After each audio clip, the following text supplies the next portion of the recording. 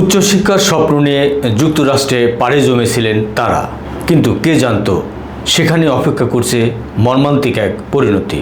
নিখোঁজ হওয়ার প্রায় এক সপ্তাহ পর নিশ্চিত হয়ে গেল ইউনিভার্সিটি অব সাউথ ফ্লোরিডার দুই বাংলাদেশি পিএইচডি শিক্ষার্থী জামিল লিমন এবং নাহিদা সুলতানা বৃষ্টি আর বেঁচে নেই।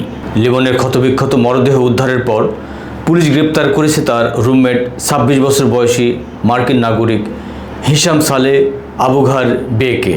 আর তারপরে বেরিয়ে আসছে হিশামের এই অন্ধকার সব অতীত। মার্কিন সংবাদ মাধ্যম নিউজউইক ও স্থানীয় আদালতের নথি বলছে, হিশামের বিরুদ্ধে আগে থেকে রয়েছে সহিংস আচরণের অভিযোগ। ২০২৩ সালে তার বিরুদ্ধে শারীরিক আঘাত ও চুরির মামলা হয়েছিল। এমনকি নিজের পরিবারের সদস্যরাও তার আচরণে আতঙ্কিত হয়ে আদালতের কাছে সুরক্ষা চেয়েছিলেন। লিমনের লাশ উদ্ধারের দিনই ঘটে এক নাটকীয় ঘটনা। পুলিশের কাছে খবর আসে হিশাম নিজের বাড়িতে নিজেকে অবরুদ্ধ করে রেখেছে। পরিস্থিতি নিয়ন্ত্রণে আনতে ডাকতে হয় পুলিশের বিশেষায়িত ইউনিট সোয়াট টিমকে।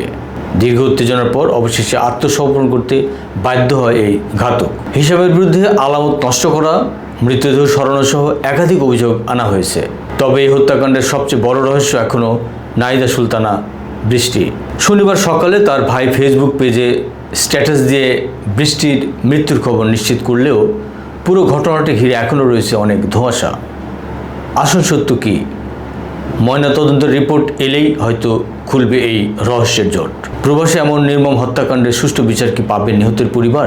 আপনাদের মতামত জানান কমেন্টসে।